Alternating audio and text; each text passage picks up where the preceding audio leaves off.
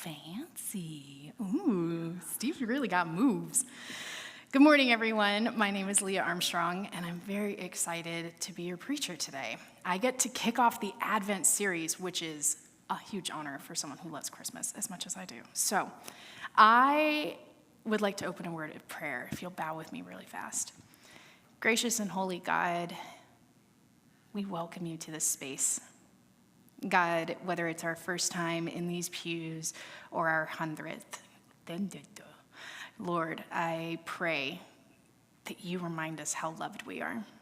That, Lord, whether we're sitting in these pews, we're sitting at home, or, Lord, even in our day-to-day life out and about, that you are walking beside us and you are shining your face upon us. As we go throughout our neighborhood, God, give us the guidance as to how to love our neighbor best. Speak through me, and may my words be a form of worship to you. Amen. So, this is my This is my favorite place in the entire world. This is Kaufman Drive in Washington, right outside of Seattle.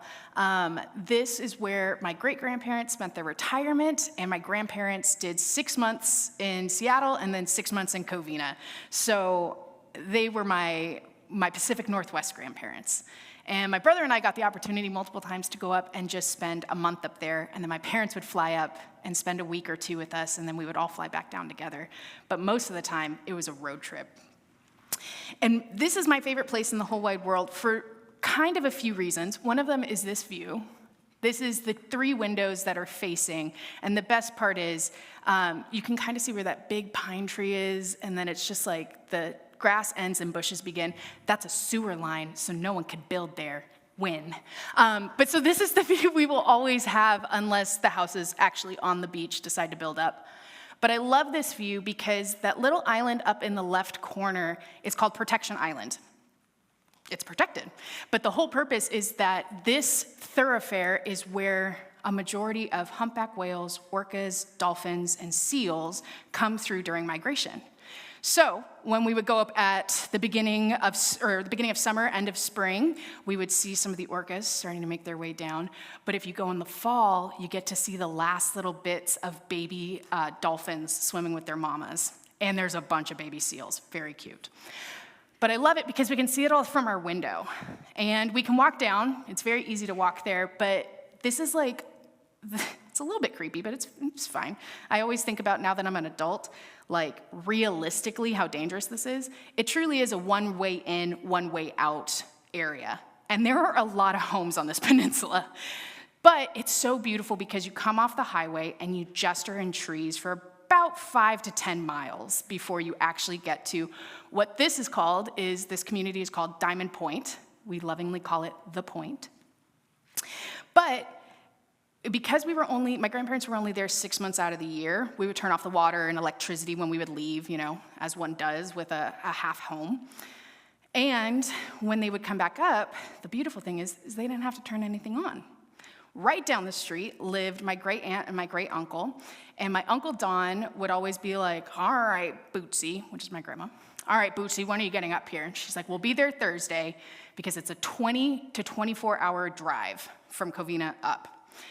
But when they would arrive, whether it be a reasonable time of day, late at night, Uncle Don had already gone, turned on all the water, turned on the electricity, and had lights on to welcome them as they pulled into the driveway. He was just as excited for them to arrive as I'm sure my grandparents were after 24 hours of driving together. No, I'm just kidding, they were great. But this is the beautiful thing. It didn't take long to turn everything on.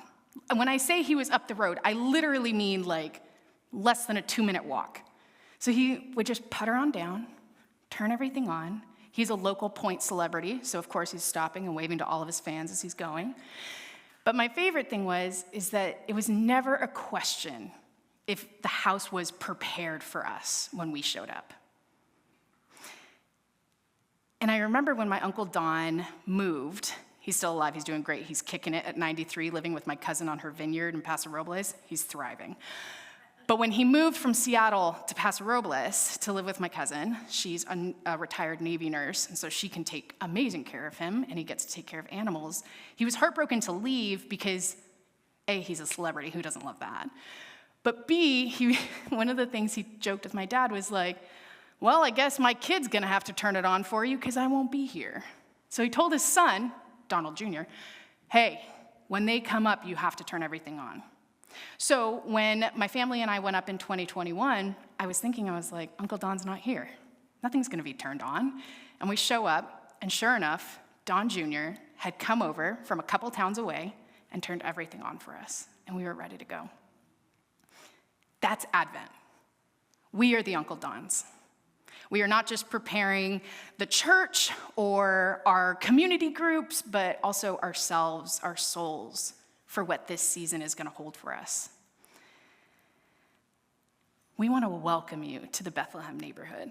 That's our theme for this year. And I'm so excited that this is something that we get to do together because I love the idea of picturing Bethlehem as an everyday neighborhood because that's exactly what it was. Bethlehem, yes, is a big city and town within the time, but it wasn't Los Angeles. It's more so like what I know and love as Pasadena. Big city, a lot of people live there, but it's not sprawling. And we're entering this time not to prepare for the coming of Mary and Joseph. We're going to start earlier than that. We are in Luke chapter 1, and we're going to learn about Elizabeth and Zechariah today and their faithfulness.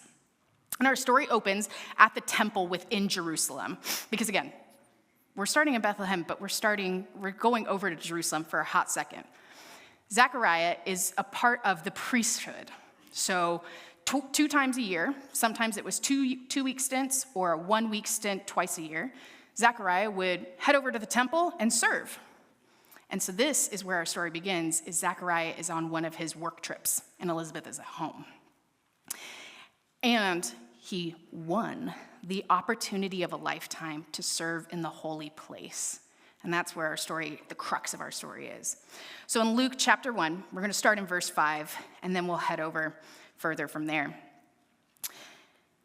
In the days of King Herod of Judah, there was a priest named Zechariah, who belonged to the priestly order of Abijah.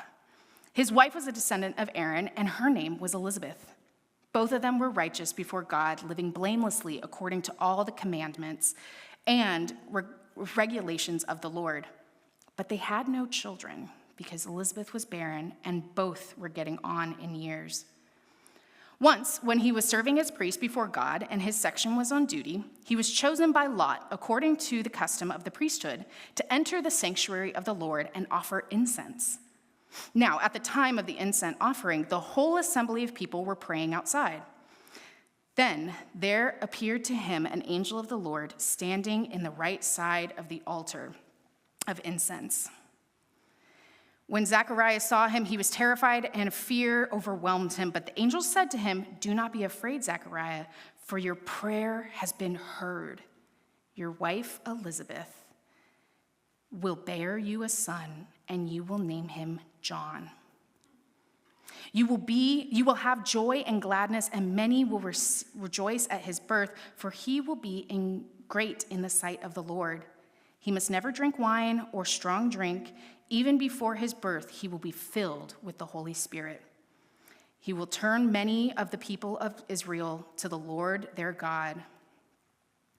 With the spirit and power of Elijah, he will go before him to turn the hearts of parents of their children and their disobedient to the wisdom of righteousness, to make ready the people prepared for the Lord." Zechariah said to the angel, "How will I know that this is so? For I am an old man, and my wife is getting on in years." The angel replied, "I am Gabriel. I stand in the presence of God, and I have been sent to speak to you and to bring you this good news. But now, because you did not believe my words, which will be fulfilled in their time, you will become mute, unable to speak until the day these things occur." Meanwhile, the people were waiting out for Zechariah and wondering at his delay in the sanctuary. When he did come out, he could not speak to them, and they realized that he had seen a vision in the sanctuary. He kept motioning to them and remaining unable to speak. When his time of service was ended, he went to his home. After those days, his wife Elizabeth conceived, and for 5 months she remained in seclusion. She said, "This is what the Lord has done for me when he looked favorably on me and took away the disgrace I have endured among my people." Oh, big words. So this is a once-in-a-lifetime opportunity for Zechariah. This is his big day. We've already discovered he's old. And my mic is falling. We've already discovered he's old. His wife is old. They keep reminding us how old these people are, all right? So if they're reminding us, I'm going to remind you, and you're going to remember. They're old. The priests of the temple were in this annual rotation of, like I said, there's always 2 weeks out of the year that they'll be working at the temple. That way there's always someone on duty. These are not the people who stay at the temple regularly. They actually live usually in the outskirts or in Jerusalem, but their main hub is not the temple. So most of them travel in, like what we see with Zechariah. This could be anywhere between a dozen people that are a part of that portion of the tribe, or a couple hundred. It varies between usually about 25 to 300. So this is not a teeny tiny little church like, let's meet up. It takes a staff to make sure that this works. Luke introduces Mary's cousin, Elizabeth's husband, Zechariah, and he is serving his annual trip. But before the author even tells us where Zechariah is, as in where he is within the story, he tells us how old they are and that they haven't been able to have children, and this is a problem. That's how the author starts the story, and I love it when they start it with an absolute downer, like, what a shame. These super, super old people who are basically dust don't have children. Or will they? Because we heard this with Abraham and Sarah. Same exact thing. They are so, so old. Can you believe? And you're like, I get it. Be gentle, okay? If they're old, be gentle.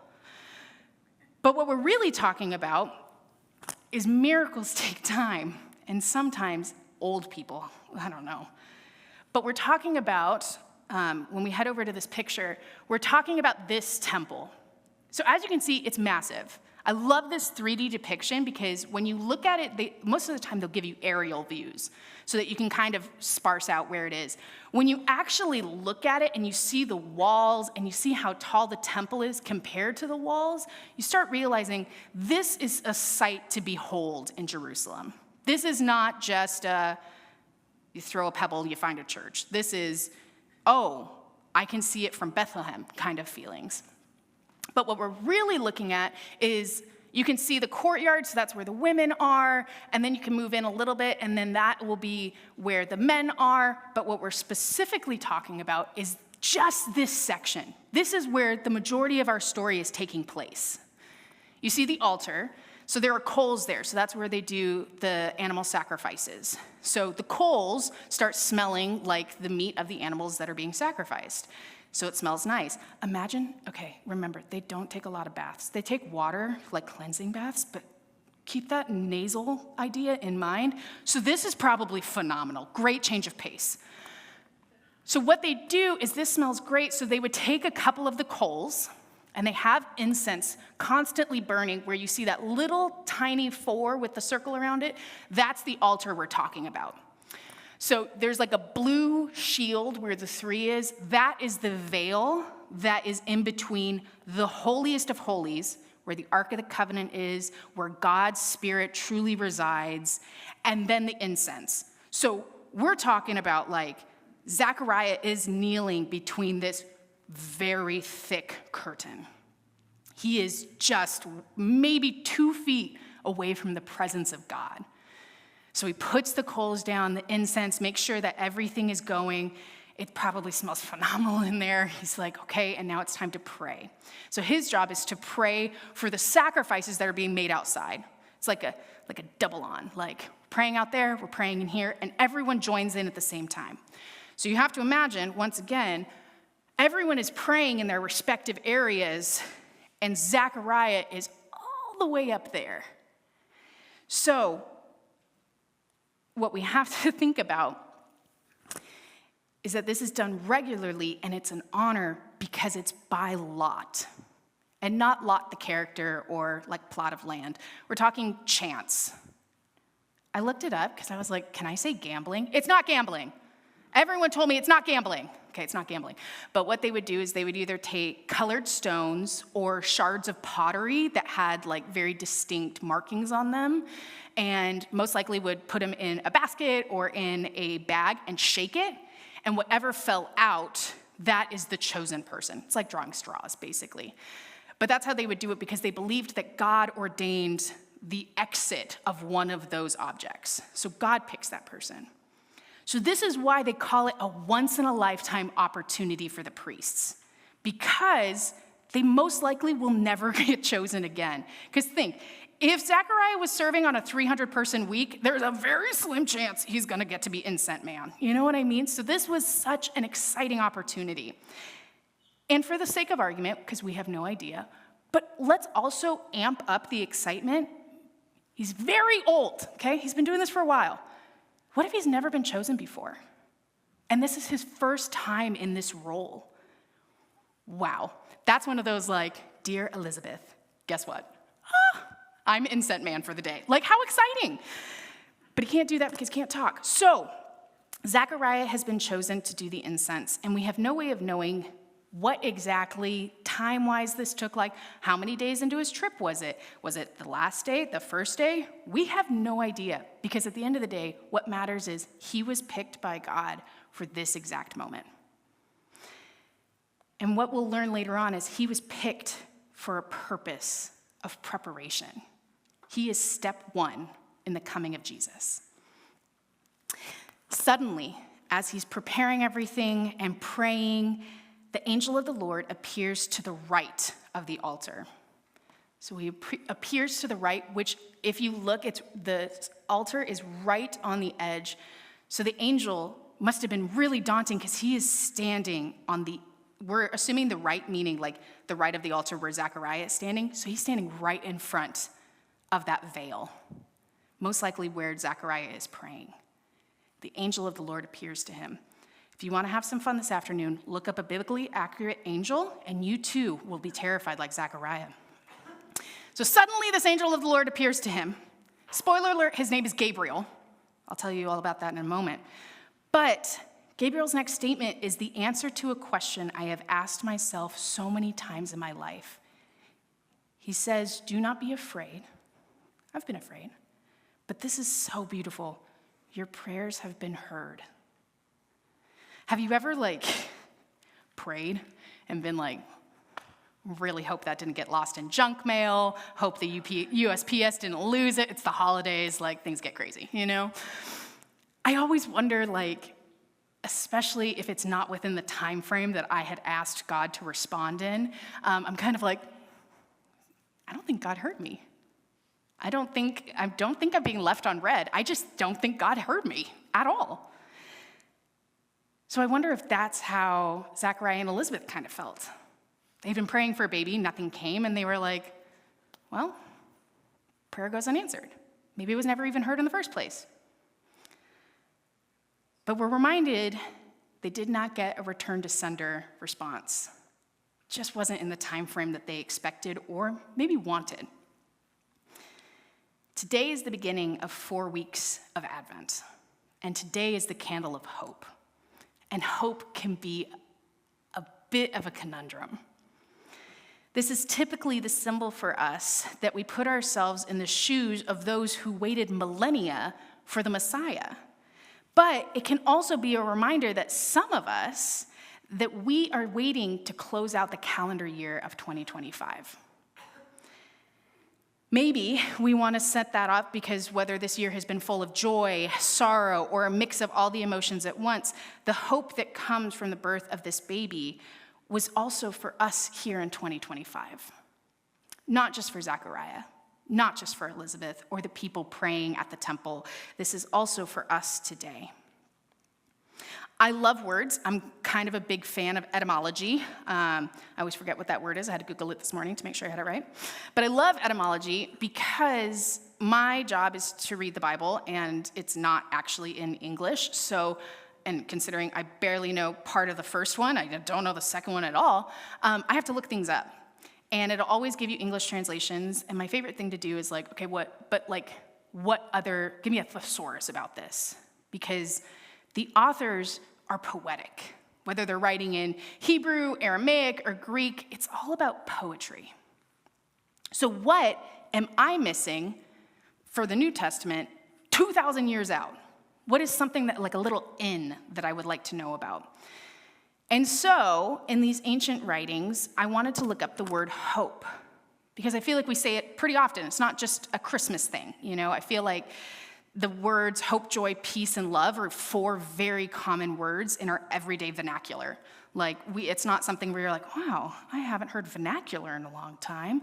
It's love. I mean, you compare it to pizza and my mother, you know? Like, you don't know, there's no middleman. Like, you're gonna assume I love my mom more than I love my pizza, but you'll never know. But here's the biggest thing. The thing I love about hope is that we're figuring out how the hope of Jesus comes into the world and affects our culture and could be compared to what we are looking for in 2025. If you've ever heard of the Bible Project, they're phenomenal. They have awesome videos on YouTube that really help break down maybe complex ideas or chapters of the Bible, entire books, phenomenal. But they have one on hope specifically. And I love that they define it as anticipating a future that is better than the present. And I feel like that's perfect. Like, not just for Advent, that's just in general. When you're like, oh, I hope you get better, it's like, well, yeah, because currently you kind of feel like garbage, so hopefully in the future you'll feel better. Or, oh, I hope everything goes well. Well, yeah, because my vacation, I have a great vacation planned out, so I'm sitting here going, I hope it goes according to plan, and then you get to the future and you're like, yes. So hope can be so many things, but anticipating a future that's better than the present. It doesn't have to be perfect, just better. The Israelites of Jesus' time had been sitting in hopeful anticipation of a Messiah for eons. They had been grandfathered in for generations for this hope. That's a long time to wait. But skipped a whole thing. But the thing that we're noticing is that it's not just for the Israelites any longer. I'm going to show my temple picture one more time because I want us to keep this in mind. You can kind of see it's in very small writing, but it says the Gentiles' courtyard at the bottom left corner above Herod's temple. Gentiles' courtyard. That's most of us. Huzzah! So we, as Gentiles, could walk around. You could probably hear a lot of the stuff, but participation within the Jewish tradition was a no-go, right?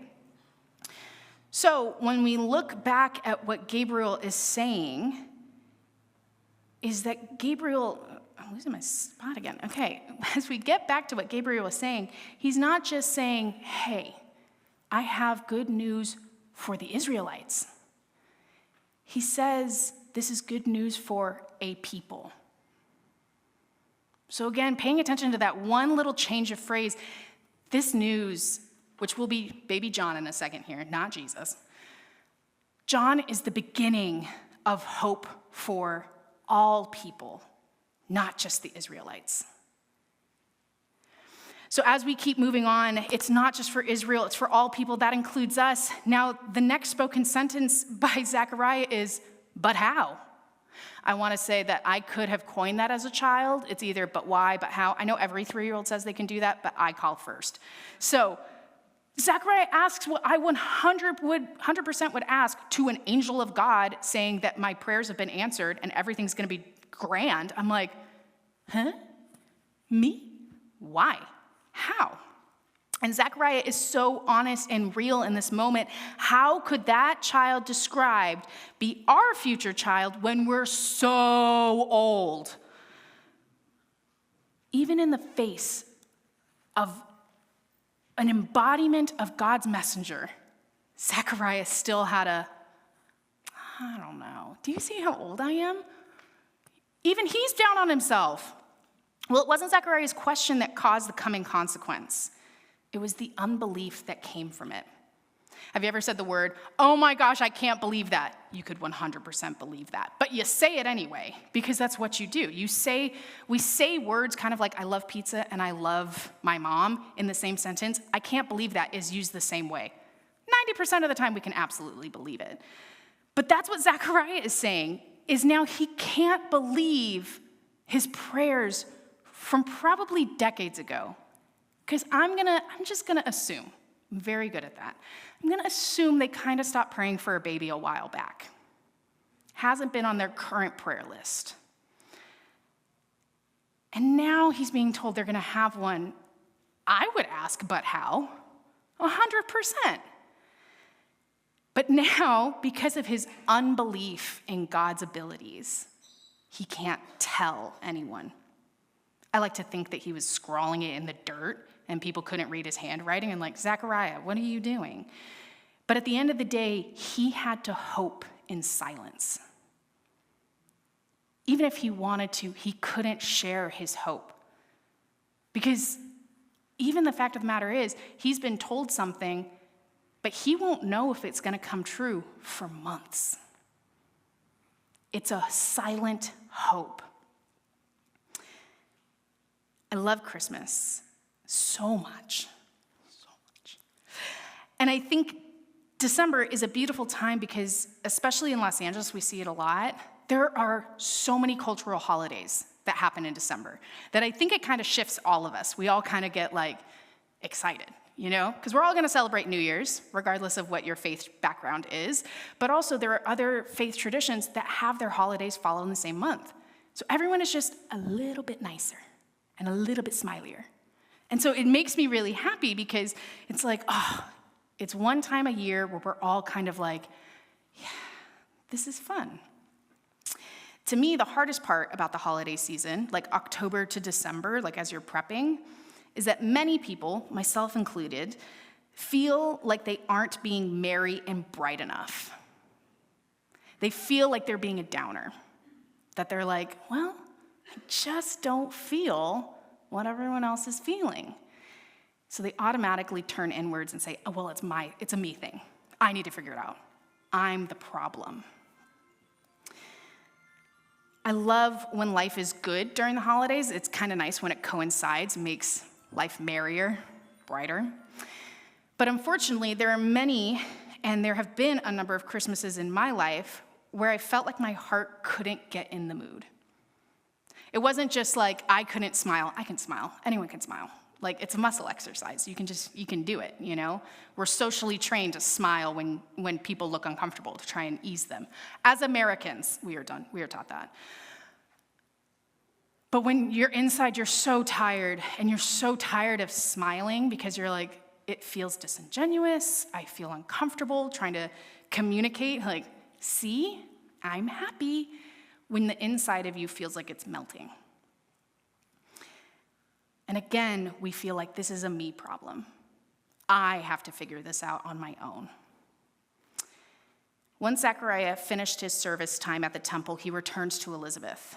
I'm assuming he tried to communicate to Elizabeth what was happening, and Elizabeth tried to understand her husband.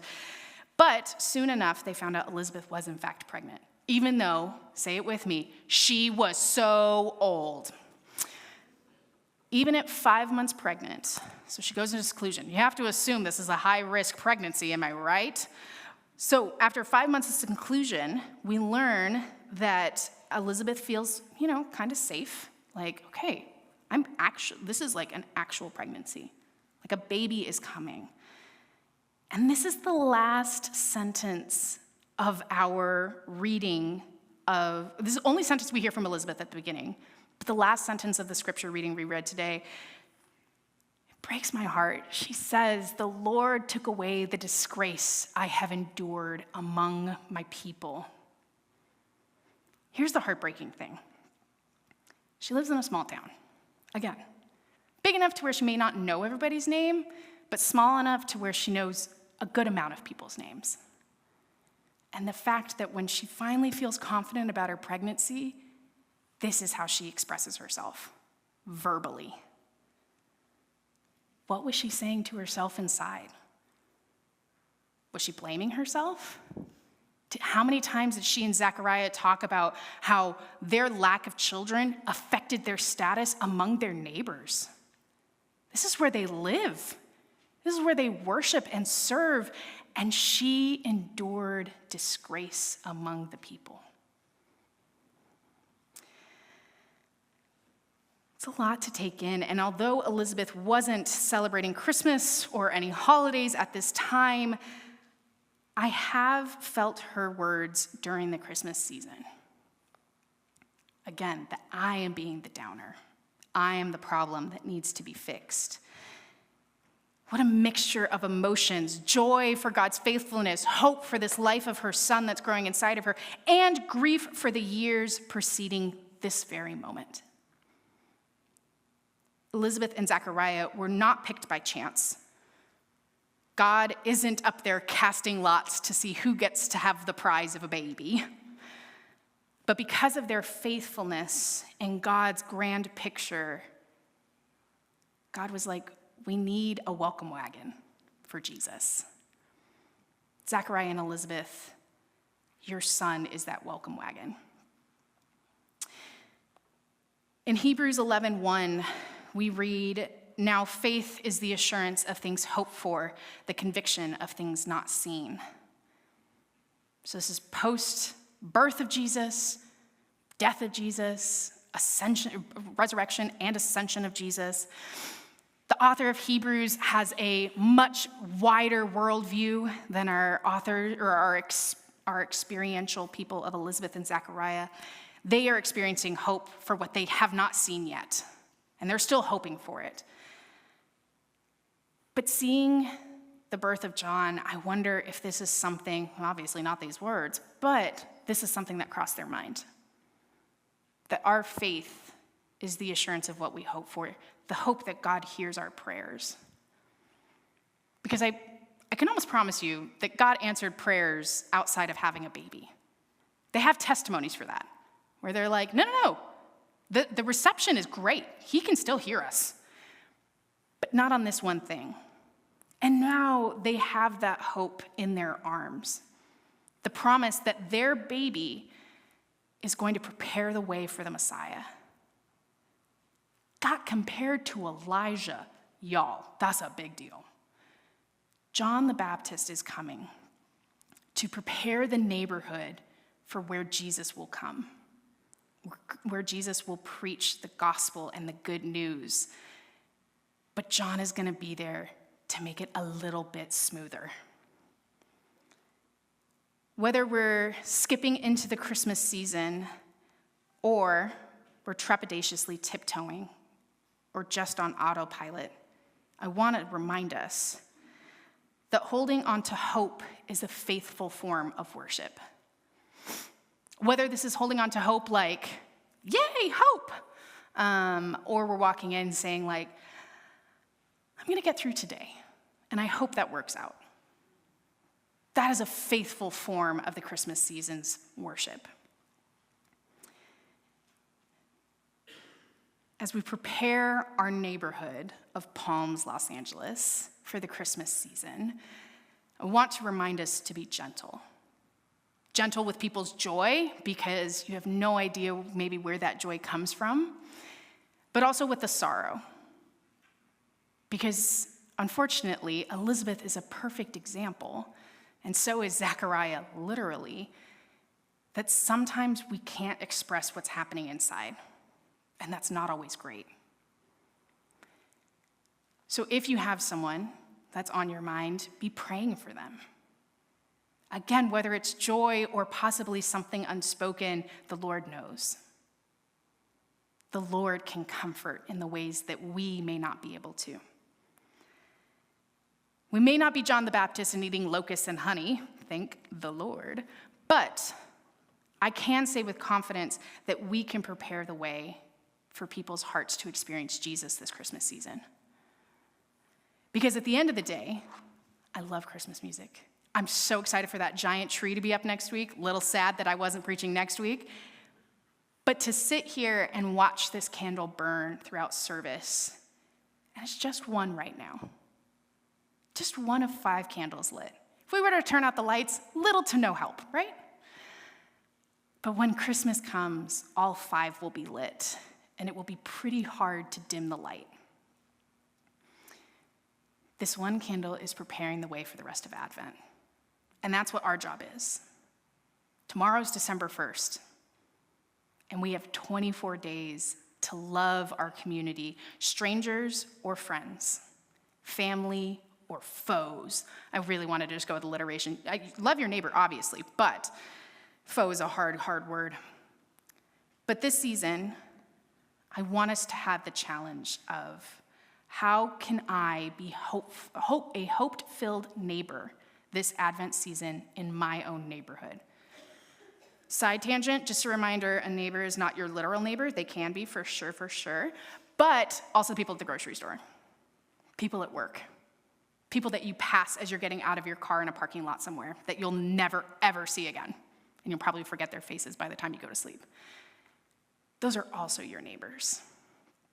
You don't need to know everything about someone to love someone the way Jesus does. Let's pray. Let's go into a time of silent worship or meditation.